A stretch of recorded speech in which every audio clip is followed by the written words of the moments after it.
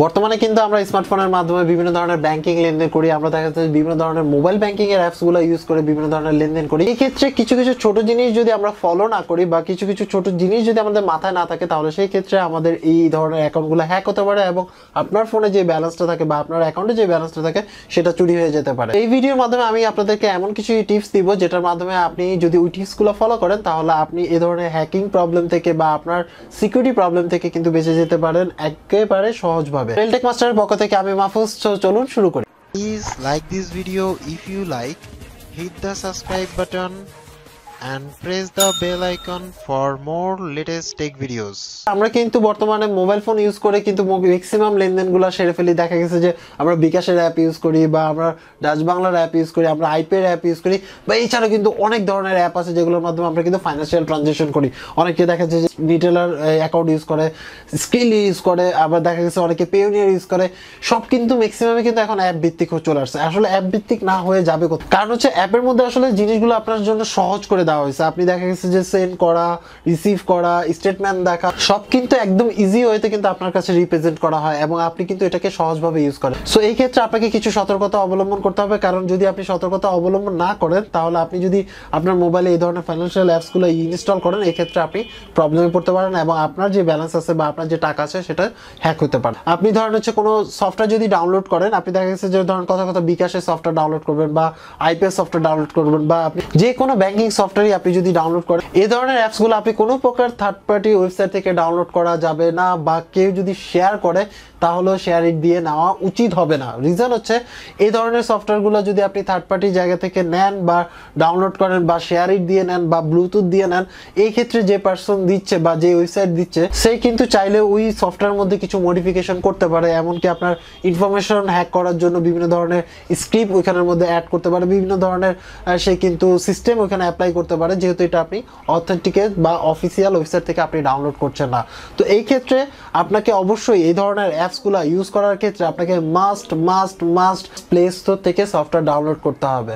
এই ক্ষেত্রে কিছু আপনাকে খেয়াল রাখতে হবে। নাম্বার 1 হচ্ছিল, আপনি যখন সফটওয়্যার ডাউনলোড করবেন তখন সফটওয়্যারের মধ্যে আপনি কিন্তু একটু খেয়াল করবেন যে এটা কি আসলে অরিজিনাল সফটওয়্যারটা কিনা নাকি ফেক ডামি সফটওয়্যার। দেখা গেছে যে বিভিন্ন ধরনের কিন্তু সফটওয়্যার পাওয়া যায়। বিকাশ নাম নিয়ে সার্চ করে দেখবেন বিকাশের সফটওয়্যার আছে, আরও 4-5টা সফটওয়্যার আছে। আপনাকে আগে দেখতে হবে যে এটা সফটওয়্যারটিকে অরিজিনাল কিনা। একে হলো অরিজিনাল কিনা এটা দেখবেন, দ্বিতীয়ত হচ্ছিল এটা রেটিংটা দেখবেন এবং হচ্ছিল কমেন্টসগুলো পড়ে দেখবেন। ওইখানের মধ্যে রেটিংয়ের মধ্যে কিন্তু কমেন্টসগুলো লেখা আছে, সেখানে বুঝতে পারবেন যে আসলে এই সফটওয়্যারটা আসলে কতটুকু কার্যকর বা এই সফটওয়্যারের সাপোর্টটা কেমন বা এটা কি অরিজিনাল সফটওয়্যার কিনা, এটা খেয়াল রাখবেন। এবার আপনি কিন্তু অনায়াসে আপনি আপনার সফটওয়্যারটা ডাউনলোড করে ফেলতে পারেন, এরপর আপনি ইউজ করেন, নো প্রবলেম। তো এই ক্ষেত্রে আপনি প্লে স্টোর যদি ইউজ করেন তাহলে তো ঠিক আছে গেল। এবার প্রবলেম হচ্ছিল শুধু যে আপনি ওই অ্যাপসটা সিকিউরিটি চিন্তা করলেন আর অন্য আদার্স অ্যাপসগুলো সিকিউরিটি চিন্তা না করেন, তাহলে সেক্ষেত্রেও কিন্তু এই অ্যাপসটা আপনার ইনফেক্টেড হতে পারে। কারণ হচ্ছে যে আপনি দেখুন, নর্মালি চিন্তা করে দেখেন, আপনি এই অ্যাপসের মাধ্যমে আপনি সকল লেনদেন করতে পারতেছেন, আপনি লগ ইন করতে পারতেছেন, আপনি সব হিস্ট্রি দেখতে পাচ্ছেন। তো আমরা দেখা গেছে যে অনেক সময় বিভিন্ন ধরনের ভিডিও দেখে বা বিভিন্ন ধরনের জায়গা থেকে অনেক সময় অনেক ধরনের থার্ড পার্টি সফটওয়্যার ডাউনলোড করে ফেলি যেগুলো আননোন সোর্স থেকে আসে। সেই আননোন সোর্সগুলো কিন্তু আপনার হচ্ছে বিভিন্ন ধরনের পারমিশন নিয়ে নেয়। এখন ওই ধরনের পারমিশনের ক্ষেত্রে আপনি দেখা গেছে ক্যামেরার পারমিশন দিয়ে দিচ্ছেন, আপনি দেখা গেছে যে ওই সফটওয়্যারটা ডাউনলোড করে আপনি ক্যামেরা পারমিশন, অ্যাডমিনিস্ট্রেশন পারমিশন দিয়ে দিচ্ছেন, আপনার পুরো ফোনের মানে সে মডিফাই করতে পারবে এই ধরনের পারমিশন কিন্তু আপনি অজান্তে যদি দিয়ে থাকেন, তাহলে দেখা গেছে যে আপনি এটা সিকিউর নামালেন কিন্তু ওটা আপনি আনসিকিউর একটা সফটওয়্যার আগে থেকে আপনি মজুত করে দিচ্ছেন বা আপনি পরবর্তীতে ডাউনলোড করে ফেলছেন, ভুলক্রমে হোক যেভাবে হোক সেটার মাসুল কিন্তু আপনাকে দিতে হতে পারে। কারণ হচ্ছে যে সেটা যদি এই ইনফরমেশনগুলো যদি চুরি হয়, তাহলে সেটা যদি মিস ইউজ হয়, তাহলে সেক্ষেত্রে কিন্তু আপনার এই ধরনের প্রবলেম। তো এই ক্ষেত্রে আপনাকে কিছু সতর্কতা অবলম্বন করে আসলে আপনাকে সফটওয়্যার ডাউনলোড করতে হবে, সেটা প্লে স্টোর হোক আর যেখান থেকে হোক না কেন। আমি আসলে থার্ড পার্টি ওয়েবসাইট থেকে আপনার সফটওয়্যার ডাউনলোড করতে এই জন্য আসলে সাজেস্ট করবো না, বিকজ অফ হচ্ছে থার্ড পার্টি ওয়েবসাইটগুলো যদি সেই কাজের জন্য মানে তার কাজের জন্য ইউজ হয়, বা আপনি একটা কাজ করতে চাচ্ছেন, একটা ওয়েবসাইটের কাজ করবেন, সেই ওয়েবসাইটের জন্য সেই সফটওয়্যারটা হয়তো বা প্লে স্টোরে দেয় নেই, ওইখানে দিছে, ওইখান থেকে ডাউনলোড করে ইউজ করেন, সেটা আপনার আলাদা ব্যাপার। বাট এই ক্ষেত্রে পারমিশন দেওয়ার ক্ষেত্রে আপনাকে কিছু দিক বিবেচনা করতে হবে। আপনি যে কোনো সফটওয়্যারই ডাউনলোড করেন, সেটা প্লে স্টোর হোক বা সেটা যেখান থেকে হোক না কেন, সেই ক্ষেত্রে আপনাকে পারমিশনগুলো দেখতে হবে যে আসলে আপনি কি এই পারমিশন দিয়েছেন। নাম্বার 1 হচ্ছে আপনি ধরেন একটা গেমস ডাউনলোড করলেন, কথা একটা রেসিং গেম ডাউনলোড করলেন। এখন রেসিং গেম ডাউনলোড করার পরে সেটার মধ্যে দেখবেন যে আপনার পারমিশন আছে হচ্ছে ক্যামেরার পারমিশন নেওয়া। তো আমার কথা হচ্ছে রেসিং গেমের মধ্যে ক্যামেরার প্রয়োজনটা কোথায়? তো যেহেতু এটা আননেসেসারি, আপনার মনে হয় আপনাকে দেখতে হবে যে যেহেতু গেমের সাথে কিন্তু আপনার ক্যামেরা সম্পর্ক নাই, যদি ওই গেমের সাথে ক্যামেরা সম্পর্ক না থেকে থাকে তাহলে কেন সে পারমিশন নেবে, তার মানে সামথিং রং হতে পারে কিন্তু পরবর্তীতে। দ্বিতীয়ত হচ্ছে দেখুন গেমের মধ্যে আপনার হচ্ছে কন্ট্যাক্ট পারমিশন চায়, তো আপনার যে কন্ট্যাক্ট লিস্ট আছে বা মোবাইল নাম্বার যেগুলো আপনার কাছে সেভ করা আছে সেটা রিড করার পারমিশন চায়। তো এই ক্ষেত্রেও কিন্তু আপনাকে একটু খেয়াল রাখতে হবে যে এই পারমিশনগুলো কিন্তু অফ করে দিতে হবে যদি আপনি চান ওই অ্যাপসটা ইউজ করতে, তারপরে এই পারমিশনগুলো অফ করে ইউজ করতে হবে। তারপর আবার দেখা গেছে যে আপনি ধরেন এমন একটা সফটওয়্যার ডাউনলোড করলেন, ধরেন আপনার ফটো এডিটের বা বিভিন্ন ধরনের সফটওয়্যার যদি ইউজ করি ফটো এডিট করার জন্য, তো এই ক্ষেত্রে আমরা ধরেন ফটো এডিটের সফটওয়্যার ডাউনলোড করলাম, এখন এটা পারমিশনে যায় দেখলেন যে আপনার পারমিশন কি চাচ্ছে, মেসেজ রিডের পারমিশন চাচ্ছে। তো আপনার মেসেজ রিড করার পারমিশন তো আপনার এখানে দেওয়ার কথা না, কারণ ফটো এডিটিং এর সাথে তো মেসেজ রিডিং এর কোনো সম্পর্ক নাই, তাই না? এখন আপনার ওই মেসেজ রিডিং এর পারমিশন দিয়ে তো প্রবলেমে পড়তেই পারেন, তাই না? এখন দেখা গেছে যে অনেকেই বলতে পারেন যে ভাই এখন তো অনেক ওটিপি সিস্টেম আছে বা বিভিন্ন ধরনের সিস্টেম আছে, হ্যাঁ অনেক সিকিউরিটি আছে, কিন্তু অনেক ক্ষেত্রে অনেকে জানে না, অনেক সিকিউরিটি অনেক সময় হয় না, সব অ্যাপসের ক্ষেত্রে সব ধরনের সিকিউরিটি কাজ করে না। তো এই ক্ষেত্রে আপনাকে কিন্তু এই জিনিসটা খেয়াল রাখতে হবে যে আপনি যে কোনো সোর্স থেকে যদি সফটওয়্যার ডাউনলোড করেন তাহলে সেই ক্ষেত্রে ওই সফটওয়্যারটার কি কি পারমিশন চাচ্ছে সেটা অবশ্যই দেখে নেবেন। দ্বিতীয়ত হচ্ছে ফাইন্যান্সিয়াল যদি কোনো সফটওয়্যার হয় বা টাকা পয়সা লেনদেনের সাথে যদি জড়িত কোনো সফটওয়্যার হয় তাহলে সেই ক্ষেত্রে আপনি সেই অ্যাপসটা অবশ্যই অফিসিয়াল স্টোর থেকে আপনাকে ডাউনলোড করতে হবে, আদারওয়াইজ কারো কাছ থেকে ব্লুটুথ দিয়ে বা আপনার যে শেয়ার ইট দিয়ে নেওয়ার কোনো প্রয়োজন নাই। এটা কিন্তু একটা খেয়াল রাখার ব্যাপার আছে।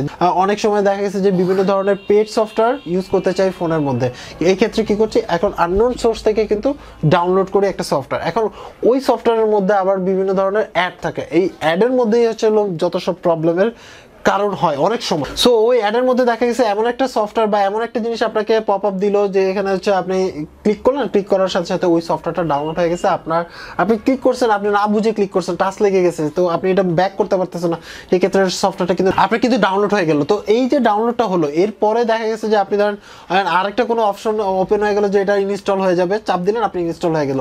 এখন এই ক্ষেত্রে কি করতে হবে, এই ক্ষেত্রে যদি আপনি কোনো অ্যাপ তো আর নিজে কন্ট্রোল করা যায় না, তো এই ক্ষেত্রে সফটওয়্যারগুলো দেখতে হবে যে আসলে সফটওয়্যারগুলো রিলায়েবল কিনা, এটা তো গেল। দ্বিতীয়ত হচ্ছে এই ধরনের যে পপ আপ হওয়ার পরে ডাউনলোড হয়ে যাওয়ার পরে হুট করে আপনি বুঝেন নেই, চাপ দিচ্ছেন ইনস্টল হয়ে গেছে, এই ধরনের অ্যাপসগুলো খুবই ডেঞ্জারাস হয়ে থাকে। কারণ হচ্ছে যে এই ধরনের অ্যাপসগুলো যদি আপনি ব্লক করতে চান তাহলে এই ক্ষেত্রে একটা জিনিস আপনাকে মেনটেন করতে হবে যে অনেক সময় দেখবেন আপনি কোনো সফটওয়্যার ডাউনলোড দেওয়ার পরে ইনস্টল দিতে গেলে তখন লেখা আসে যে আননোন সোর্স, এই অপশনটা আপনাকে ইনেবল করে দিতে হবে আপনার মোবাইলে। এখন দেখা গেছে যে এখন তো এত কোম্পানির মোবাইল আমি আসলে দেখায় বোঝাইতে পারবো না যে আসলে কোথা থেকে বন্ধ করতে হবে, একটু কষ্ট করে আপনার মোবাইলের সেটিংস অপশনে যাবেন, সেখান থেকে খুঁজে বের করবেন যে আননোন সোর্স অ্যাপ্লিকেশন ডাউনলোড মানে ইনস্টল করার ক্ষেত্রে আপনাকে ওয়ার্নিং দিবে, এই অপশনটা ইনেবল করে দিবেন, মানে আপনি পারমিশন দিবেন না যে কোনো আননোন সোর্স আপনার হচ্ছে মোবাইলে ইনস্টল করার ক্ষেত্রে। তো এই ক্ষেত্রে ধরেন আপনার এমন একটা সফটওয়্যার আপনি ইনস্টল করতে চাচ্ছেন আপনার একেবারে জরুরি সফটওয়্যার, তাহলে সেই ক্ষেত্রে আপনি আননোন সোর্সটা অল্প কিছু সময়ের জন্য অফ করে দিয়ে আপনি কিন্তু